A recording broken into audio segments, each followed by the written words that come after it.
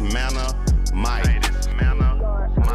I'm not sure what you own, but this here is on the mark. Like a spiral from a 5-star recruit, we throwing darts, really focused. WD-40 couldn't stop the way we grinded. In the trenches, putting that work in, I relate to all my linemen. This is for the men, the boys do not belong here. Tiptoeing to the top, we doing cone drills. The hottest show in the world, you don't even gotta search. Steady putting in work, you see the sweat up on my shirt. They wasn't aware of us at first, we wasn't on their radar. Now every play that we make, they gon' say, oh, similar to a razor blade, we gon' stay sharp. The news ain't official if it's not on the mark.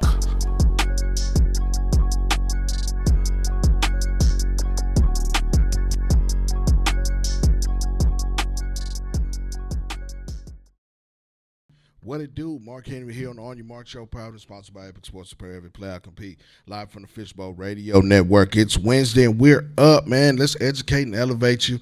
Listen, man, if you got the live just a few minutes ago or the message, man, this is your chance to call in and be on the On Your Mark Show today. We are accepting phone calls, 214-556-6239. Call and chop it up with us, man. We're going to talk about a few things today. I already got one caller lined up, man. In the comments, man, just let us know where you're watching from. Again, right here on the Fishbowl Radio Network. Before I get started, man, it's that time of the year for the Sharky Awards, and your boy is up for Show of the Year.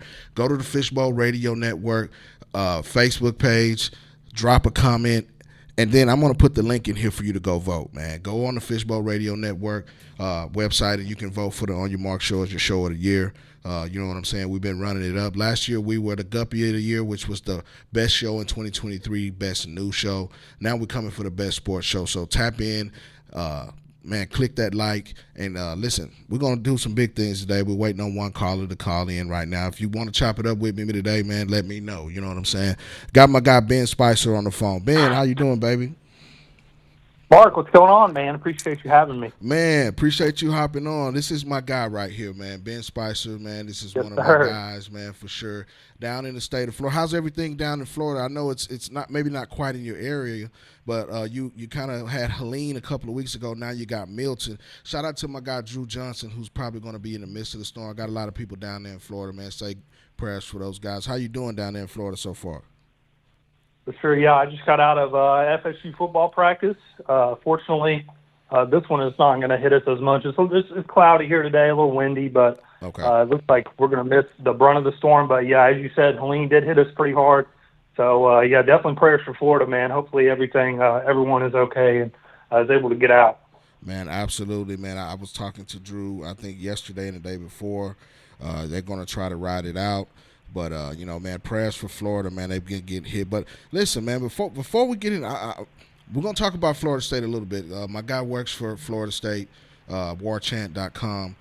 He's been in the media for a little while. But talk about how you got into media, a little bit about what you do before we start talking about. For sure, man. So we met. I had moved to Dallas in 2020, and we met doing some 7-on-7 football, and we'll get into that here in just a little bit. But my parents both worked in media, so I think I didn't have a choice. You know, I always said when I was a kid I wasn't going to do media. And you know, things kind of changed when I was in high school. I wrote for the high school paper, and I guess I just fell in love with it. I wanted to do news at first, Mark. I actually didn't want to do sports. So I did news for a little bit, kind of saw how things went, and, you know, I switched up. Then I wanted to do video, and I was actually in college, right, and I had to do an internship to be able to graduate.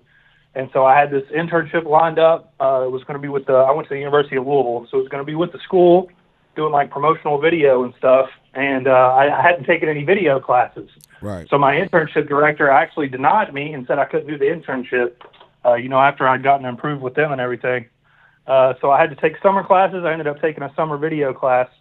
And my favorite professor, Dr. Merkel, he must have knew I was upset or something. So he kind of asked me what was wrong. And he said, well, I know Fred Cowgill at WOKY in Louisville personally. Like, would you be interested in working in their sports department? And I was like, man, that would be awesome, you know. But I don't really know if I'm qualified to do all that. But fortunately, Fred took me on, and Fred and Dan and Natalie, they coached me up and mentored me and got me right, and I just fell in love with it from there. You know, things led to another. I did a little broadcast stuff, and I actually went home to where I'm from after I graduated in Northeastern Kentucky. Had a couple jobs there. My mom passed in 2020, so on a whim I moved to Dallas and didn't have a job in Dallas. Kind of just hit people up. It was during the pandemic, so not a lot of people were hiring. But fortunately, through the grace of God, I found a 7-on-7 company, and things kind of took off from there. That's how we met, and that's how we met Mumphrey, and things have just gone from there. So the Florida State on-3 job actually applied for the Kentucky on-3 job. And like I said, I went to Louisville, so I'm kind of glad I didn't get hired there because that wouldn't have worked out too good.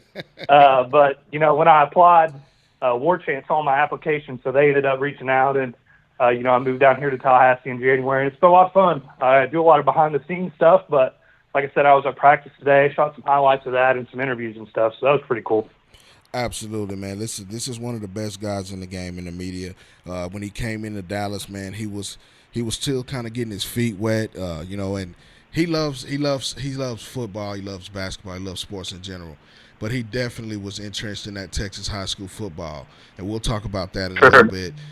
But he's definitely one of those guys that you want to know. Follow his work, and we'll give you his socials and things where you can find out where he's going and what he's working on right now. But let's before we dive into that, let's talk about the scheduled release show that we had this past Sunday. We did that live at DR Sportz. Listen, if you don't know who DR Sportz, you've heard me talk about DR Sportz in the platform. We released the schedule that we're going to be traveling and putting on tournaments this year. I think 12 altogether, if I'm not mistaken, all over the country. Talk about that a little bit and how excited you are. You put an article on the platform.dr.com that you dropped yesterday, just kind of highlighting that. Speak on that a little bit and, what that means when you go to a DR Sportz tournament or DR7 tournament. Oh, man. For sure, yeah. I'm excited. This is a cliche answer, but I'm excited for the first tournament, and that's because we're in a new place. We get to go to Phoenix area, Mesa, Arizona, so definitely looking forward to that. New Orleans tournament's always probably my favorite just because of the food. Absolutely. But those DR7 tournaments, man, they're fun because, it's not just, locally based. We have teams travel from all over the country to come and compete. We had teams from New York last year, from up north in Minnesota.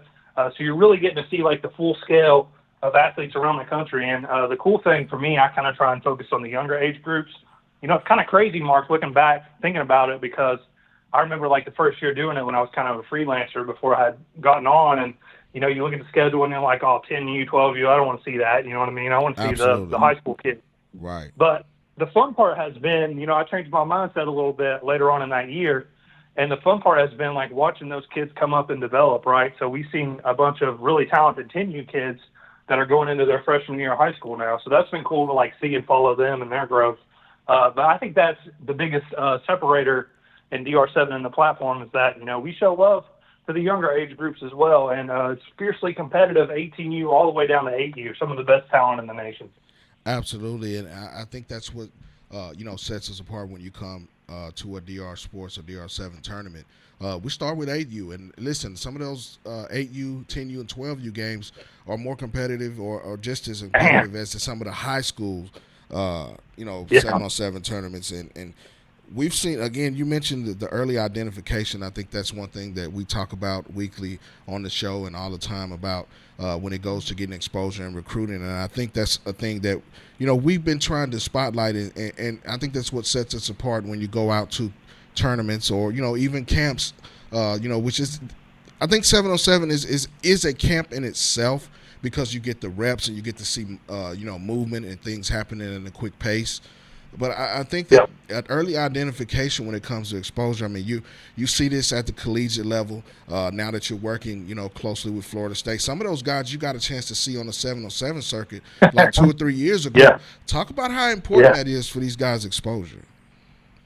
Man, I texted Drew last night, and I'm going to have to go back and look and see if I shot this whole game, but it was crazy. So it was our first DR7 year. I think you came along with us, right, when we had to drive the 16 hours or whatever it was. Absolutely. Yeah, that was a fun trip. Looking back. Yeah, that's one way to put it. I'm looking back at highlights because I was putting an episode together for the dedicated podcast that's coming out tonight. Right. And was looking for some Team Tampa footage. But anyways, I'm going through, and I'm looking. I don't know. It might have been 15U at the time, but it's Team Doms, I think it was against One Way maybe. But I'm looking and I'm kind of paying attention and I'm like, hold on, that's Tramel Jones.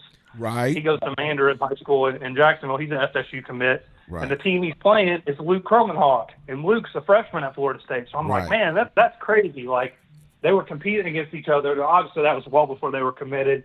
Probably didn't even know each other at the time. But I'm like, man, that's a small world, and it's crazy, like the connections that you see from 7-on-7. But yeah, a lot of those kids definitely have come through the ranks.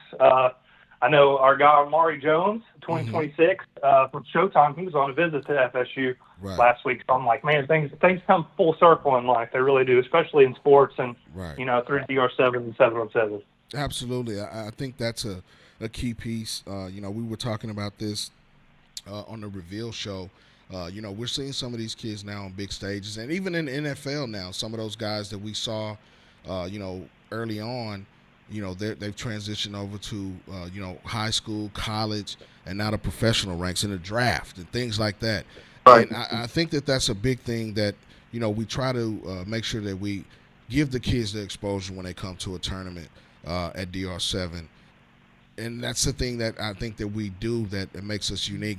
And listen, shout out to the media team. We have one of the best media teams in the industry. And that includes Ben himself, Jeremy, Rico, Aaron, both Aarons, myself, you, Drew, Nick. We kind of have one of these guys that have been doing this for a while. We're going into our 4th year.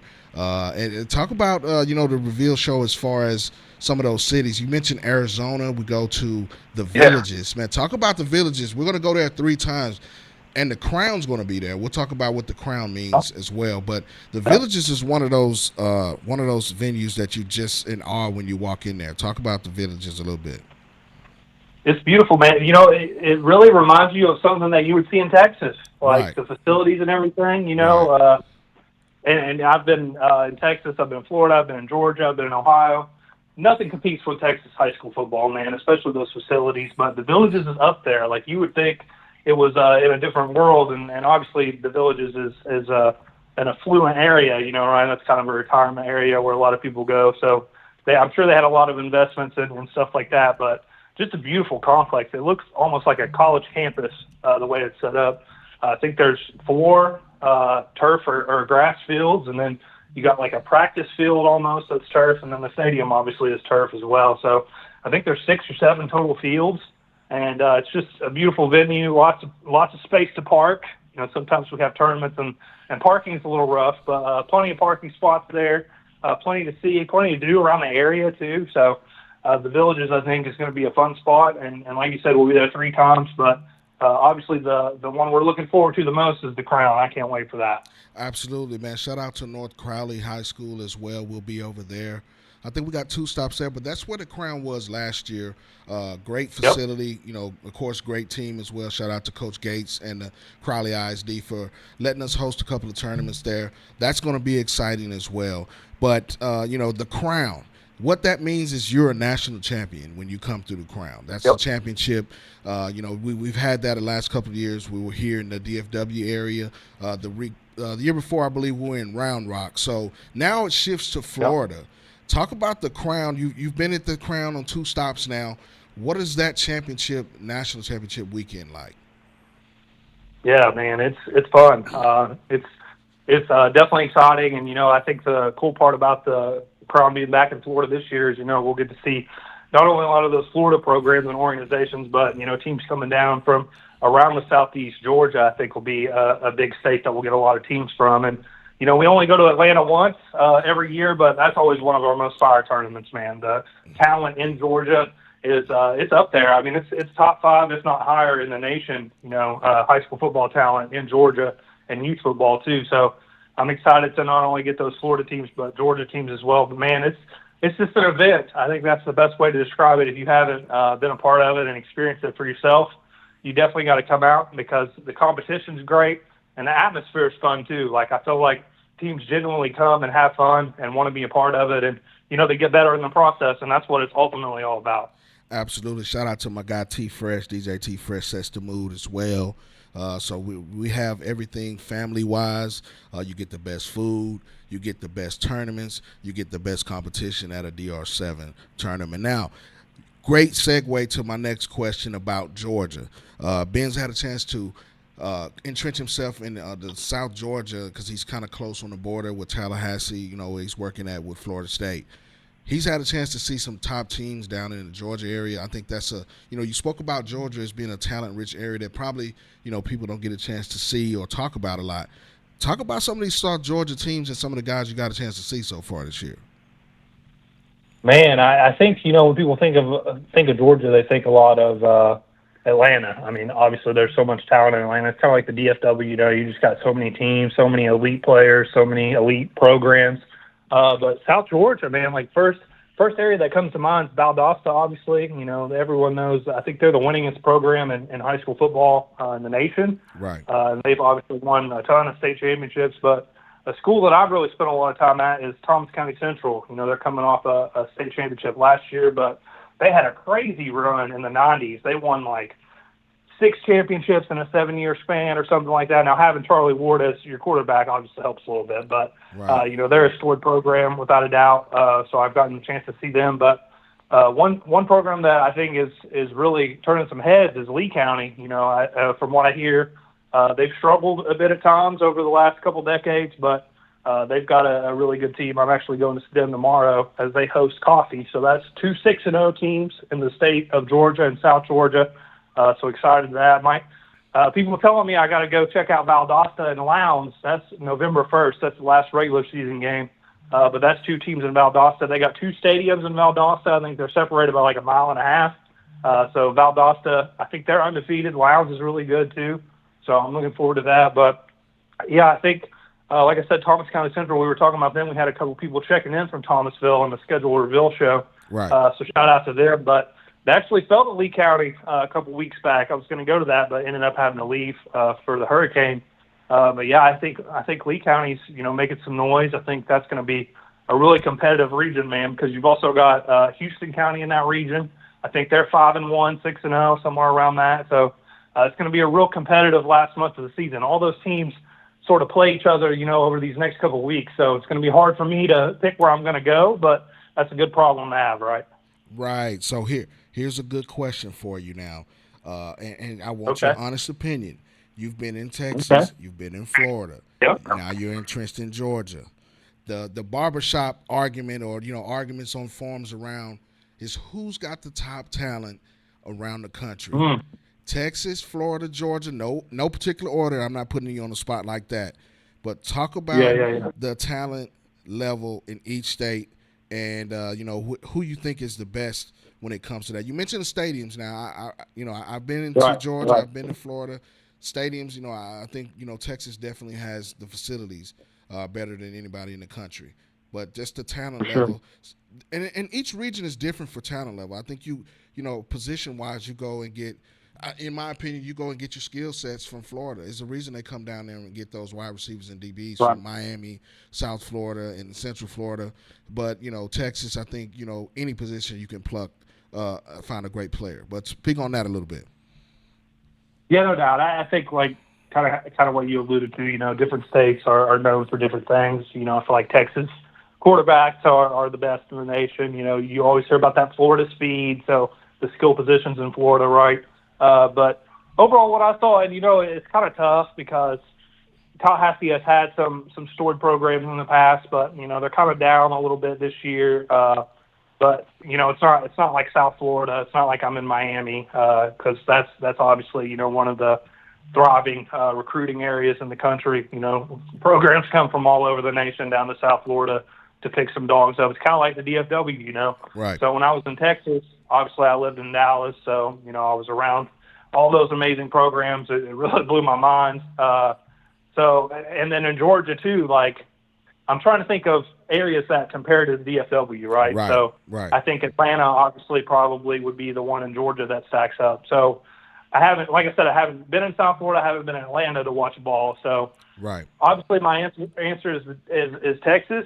But, giving you that context, that background, maybe it would change. But honestly, I don't think it would. I really don't think it would. just the passion and everything involved, with Texas high school football. Like, you hear all the time that it's different, and it is. It really blew my mind. I'm from a small town, so moving to Dallas and just seeing firsthand, like, the passion for it. And I really didn't get to see, small town Texas high school football.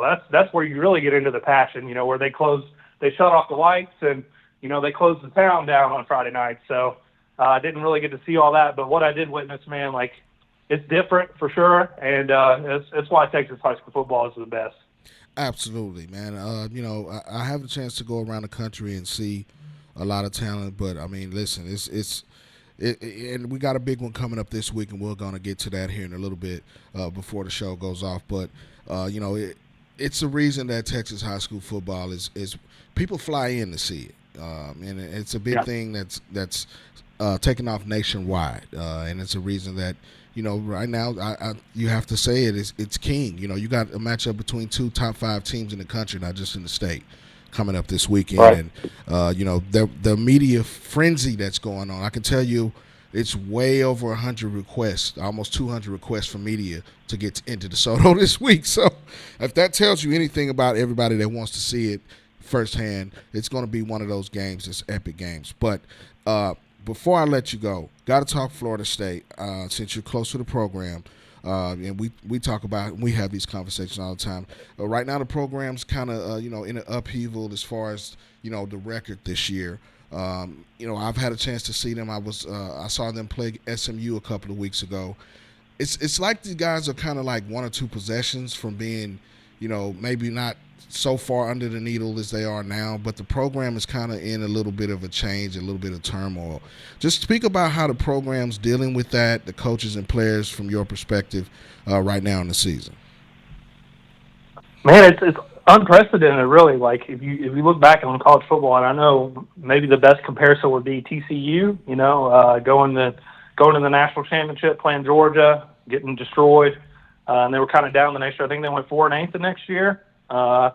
So I think that might be the best comparison. And, it's kind of wild. Like, Florida State these last couple of years has thrived on the transfer portal. Right. Getting in guys like Jared Verse, Braden Fisk, Jermaine Johnson, just to name a few. Right. Trey Benson, Jordan Travis technically was a transfer too. He came from Louisville. Wish we could have kept him there. No doubt. But I think that was the biggest downfall this year was they really missed on the portal. A lot of guys have came and they've had a lot of injuries. I think that's really stacked up and bothered them, especially on the offensive line. They haven't had the same combination up front in any game this season. So obviously you don't want that at any level of football. But bringing in DJ Uiagalelei obviously hasn't panned out, and he's another one of those players that's injured too. I don't know his status or how long he's going to be out. But it's not all on his shoulders too. You kind of look from an outside perspective and you say, well, he's the quarterback. Well, he has no blocking help. Anytime he does make a good throw, it seems the receivers aren't able to catch it. They've had tight ends with a ton of drops. So it's kind of like a youth movement, a youth shift. So we look at that transfer portal class that they've had and the success the last couple of years. Well, they had a pretty solid recruiting class this past year and the year before that too. So we're seeing some of those young guys start to emerge.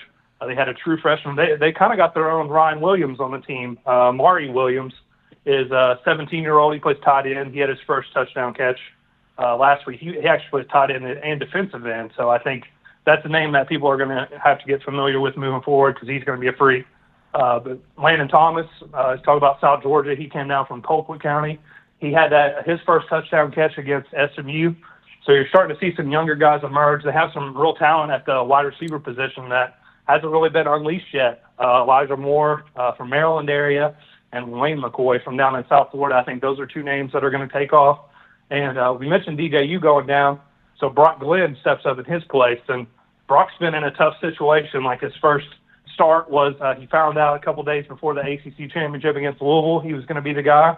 Obviously, he has to play Georgia with all the opt-outs last year, so that was tough. So then, the struggles with DJ, and DJ gets hurt, and he finally takes over and becomes that guy. And I thought he played really well against Clemson. There were some drops again. If you take those away, he probably has 250, 300 passing yards, and I think he's got an energy about him, right? Like as the quarterback, I think he's really been able to bringing energy that they haven't had in previous weeks, and I think that's going to be different moving forward the rest of the season. But 1-5, like that's unprecedented, and being in practice today, like they're not hanging their heads, and I think that's the biggest part. They're still working hard and trying to overcome all those struggles. But it's really weird to see. You go from 13-0, 13-1 after the Georgia game to 1-5 now. I mean, that's crazy. Absolutely. Now, looking at their remaining schedule, you guys are on a bye week right now, but you come out with Duke. You got Miami, North Carolina, Notre Dame. That's 4 weeks of a gauntlet. Coming out from the bye week. What was the sense of urgency? Was there a sense of urgency at practice? What was the mindset, or what was the feel this week in practice that you got from the team just watching? Well, it's a little structured a little differently because they're on a bye week. So they had kind of like a developmental practice with the younger guys in the first couple periods, and then they brought in the older guys to close out practice. So that was interesting to see. You get the chance to see some of the younger guys competing and stuff. But I think that's the biggest thing is competition. You want to see how guys respond against adversity. And 1-5 is pretty much the ultimate adversity that you can get. And the only way it could be any worse is if it was 0-6. So I think the response is the biggest thing that the coaches are looking for. And like in today's era, you have to worry about keeping everyone together, not just to go out there on the field, but off the field too, because you never know when a guy's going to want to hit the portal and all that. So I think this has been a unique challenge in that regard. But I think the response has definitely been there. And, with Brock at quarterback, like I said, it's a new energy. And I think I like their chances against Duke. I know that's a road game, but I think that kind of sets up for them. And at that point, who knows? Like Florida State beat Cal. That's their one win. Cal gave Miami all they wanted. So you never know. College football is weird like that. It could change drastically. Now, I'm not saying they're going to win all those games because, obviously, like you mentioned, those are some tough challenges. Right. The road game at Notre Dame, Florida's looked good, so you don't know how that's going to pan out. But I do think that we're going to see a different second half of the season from Florida State in terms of how they kind of respond to their shortcomings so far. Well, I think that from the Florida State of the past, this is a proud program, and I think that they've lost. We talk about these. They've lost a few commitments here recently, so the tide's changing there. These 4 games are going to be critical, not only to what they're doing in house, but recruiting as well. They got to get back. The ship's got to get back righted. I think it starts defensively as well, like you said, and up front. And at the quarterback position, it's definitely some of those things. This is something that they've been they've hanging their hat on. Has been a national power over the few years, and for Florida State to be down. It's one of those things where they got to get it right. And, I appreciate you giving us a little insight on that. And, glad you were able to call in today for sure and talk about it. But you haven't decided where you're going to go at for high school football this week before we let you go. So I've got a little doubleheader action. I've got Thursday, Friday. It's like I'm back in Texas again. Yeah. So I've got Rickards tomorrow. That's a Tallahassee team. We saw them back in week 1 or week 0. I don't know what it was, but they took on Godby in that game. It was a great game. Rickards won 22-21, so I'm excited to see them again. They're hosting Choctawhatchee. Say that 3 times fast, Mark. They're from Fort Walton Beach area, so I'm excited to see them. I think they're like 5-2, so right. 2 teams with winning records. And then, like I said, Friday I'm going up to South Georgia, catching a little South Georgia action. Coffee and Lee County, 6-0 teams, 2 6-0 teams. So that's going to be exciting. I've seen Lee County once already this year. Heard some big things about Coffee, and Coffee actually handed Gadsden County their only loss, a Florida team that I covered last week on the season. So I'm excited to see them. I know they've got some studs out there too. So first time getting eyes on them. I think that's going to be a lot of fun. And definitely make sure you check out all the highlights, all the interviews, all the reaction on the DR Sportz YouTube channel. And before you let me go, I just want to put in a word for you and say vote for the Anya Marc Show as the show of the year on the Fishbowl Radio Network. I think Mark dropped the link in the chat earlier. Make sure you go vote, man. Mark works his ass off. I don't know if I can cuss. No, good. You good. Mark works hard I mean, he's doing college football. He's doing high school football. He's doing youth football. The man doesn't, I don't know when he sleeps. So you're not going to find someone in this industry that's more passionate than Mark. It's an honor to work alongside him. So please, man, take a couple seconds out of your day go vote for him for Show of the Year. Absolutely, man. Appreciate that plug. And listen, go watch the Under the Lights podcast between myself, him, and my guy Drew Johnson down in Florida. Listen, we break it down from Texas, Florida to Georgia, man. I think we're about 6 episodes in. So, just a little bit about that. We come to you on Friday nights. We're boots on the ground. We're one of those, three guys that are always somewhere covering something, you know what I'm saying, every week. Myself, Drew, we watch a lot of film. We have a group chat that's on fire all week. But the Under the Lights podcast is just giving you another aspect of what the platform does. We do it on Friday nights. It's just not about 7-on-7. It's not just about camps and what happens in the off season. We're in the mix every weekend from Thursday through Saturday with high school football. It's on the DR7 or DR Sportz, Dedication Respect Sports YouTube channel. We'll drop another episode for you Sunday night. But listen, if you want to get the best, you got to tune in to the Under the Lights podcast with my guy, myself, Drew Johnson down in Florida, and definitely my guy Ben Spicer, man. I appreciate you coming on, big dog, and chopping it up with me. Before you go, give out your social medias where everybody can find you. Yes, sir. Check me out on Twitter or X. It's at B Spicer Media, and on Instagram I'm B Spicer TV. YouTube Spiced Up Productions. TikTok, I think it's B Spices 9. I'm not a big TikTok guy. I'm 30, so it's kind of past me a little bit. But yeah, definitely check me out. Twitter and Instagram. It's where I'm the most active at, and follow DR Sportz if you're not already too. Absolutely, man. DR Sportz, the platform is going down, man. My guy, B Spice. My brother, man, listen, tap in with me. I'm sure we'll talk before the weekend's over with. And listen, pray for everybody down in Florida, man, that the hurricane's bearing down on that particular neck of the woods, man. Pray for those guys. And listen, holla at me, B Spice, before the weekend's out, man. I appreciate you hopping on with me real quick. Yes, sir. Yes, sir. Thanks for having me, man. Absolutely, man. That's my guy, Ben Spicer, Spiced Up Productions, one of the guys at DR Sportz, the platform that does it big in the media game. But let's talk about, we're going to talk about a few things before we get out of here, right here on the On Your Mark show, proud and sponsored by Epic Sports Apparel, live from the Fishbowl Radio Network. Last week, we went down to a game in Aledo. It was number 1 versus number 2, Den Ryan Aledo. Listen, the first half was all Den Ryan. It was 27-14. But Aledo came back with 34 unanswered points in the second half, led by 2026 running back Racine Guillory Jr. Listen, this is one of the top players in the state of Texas, definitely in the country. He's got close to 40 offers when it comes to college programs looking at him. This is one of those top players, man. And I had a chance to interview Ray. I've seen Ray, or been interviewing and following Ray since he was a freshman. He's a junior now, and he's one of the top playmakers. He's gonna let you know, man. If we can get that interview queued up real quick, man, we're gonna talk to Ray here just in a quick minute. Check out the interview, man, for Racine Guillory Jr. right after the game. A big win down at Tim Buchanan Stadium now in Aledo, man. Check it out. 2026 running back Ray Guillory Jr. gets 3 touchdowns in the second half. Ray, talk about the change in the second half. I think your offensive line started to get some cohesiveness, and you took advantage of that. Just knowing coming out second half, I got to be legendary. Got to be different, Them dogs came out to fight. I had to turn into a dog to be ready to fight back. In the offensive line, I was just using them being so over-aggressive and just replacing where they was at. It's really just simple when you just slow it down. Talk about that final touchdown, a little pitch from Beard. You cut across the middle, you take it to the house. Yeah. You get in the end zone in the corner. Speak on that a little bit.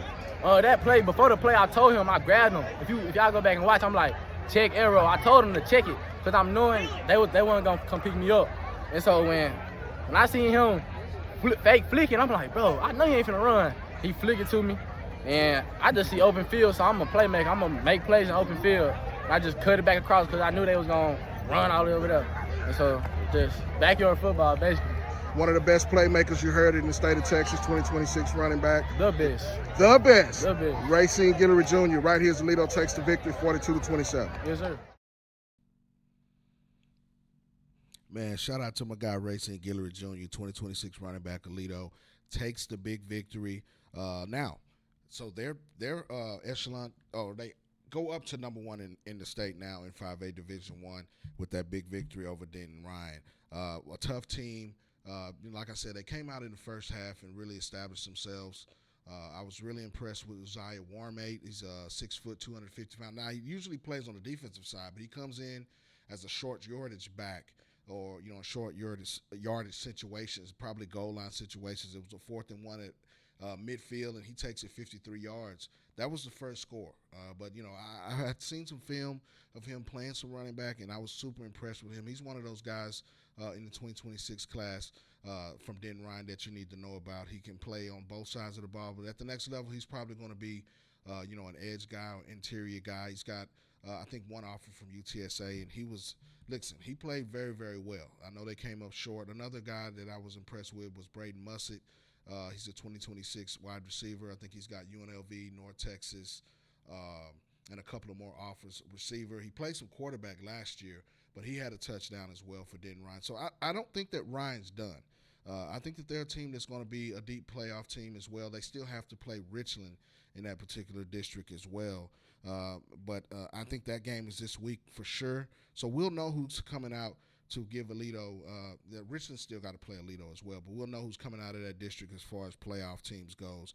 Now, Azel's a team that's been playing well, and they're undefeated over in that district. So you got Alito, Richland, Azel, and Denton Ryan, who'll be vying for those particular spots. Don't sleep on Birdville. Now, they put together a couple of great wins as well, and I think that's a team that's turning around. But Azel's undefeated.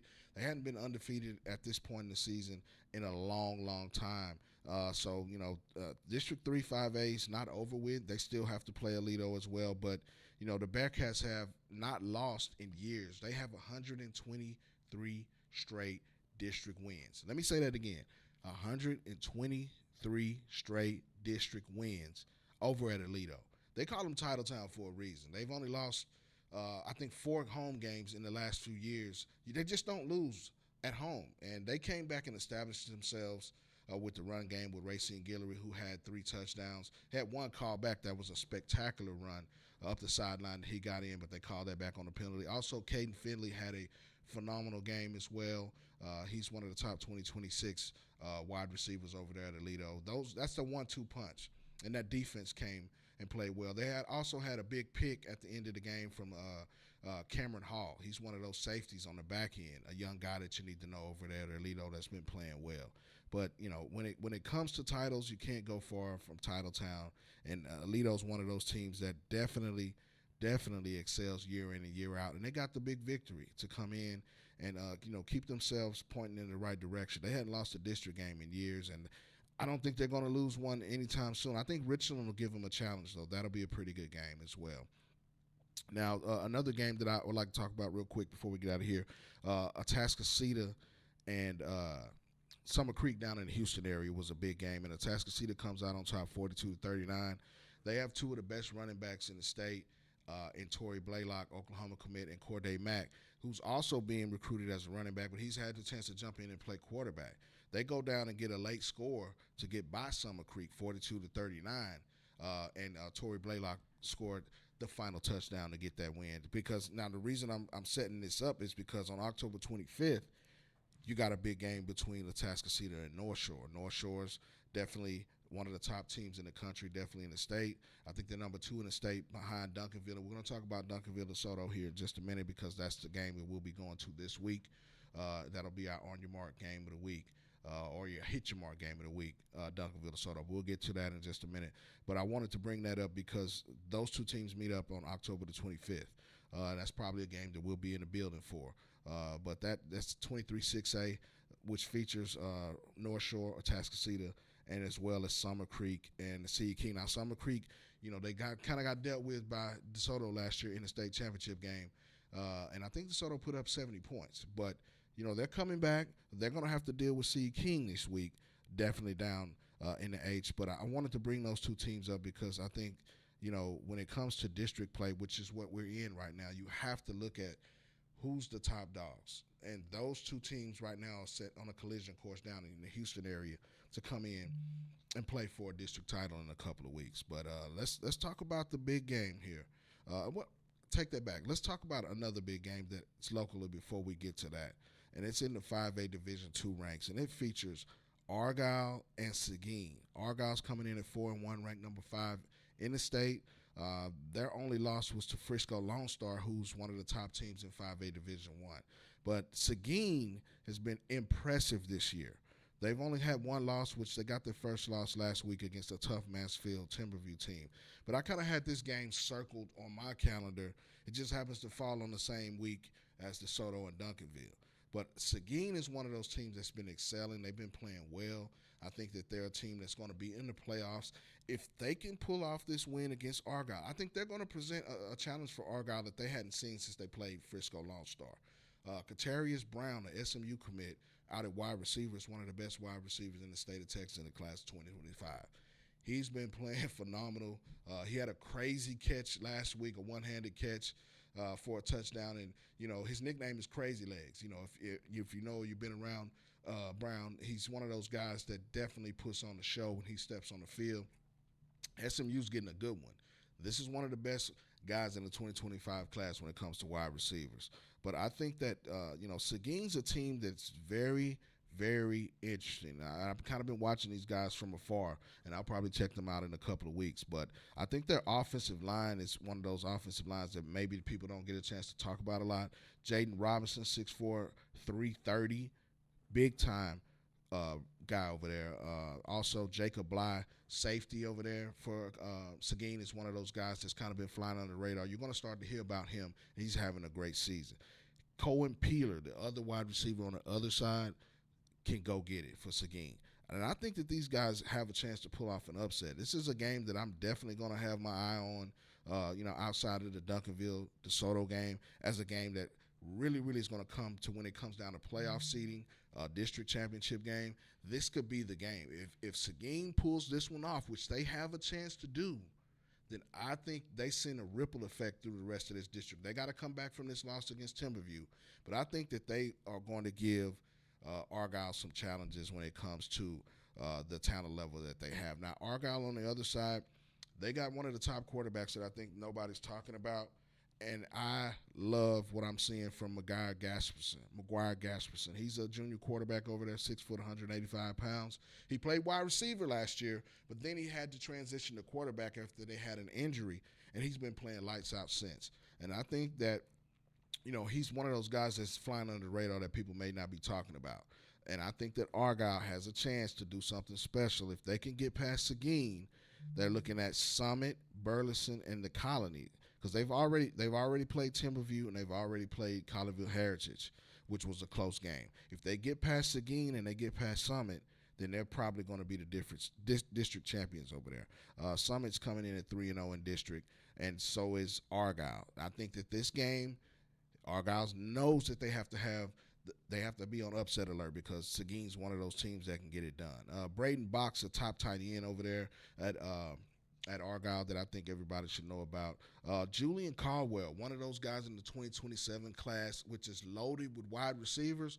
Julian Caldwell's a guy that you need to know about. Shout out to my guy, Coach Martin Hooks. He's one of those Hooks guys, and I've had a chance to see him earlier in the year, and I knew that this guy was going to have a big year, and he's been playing well for those guys. But when you talk about Argyle, you definitely have to talk about the trenches.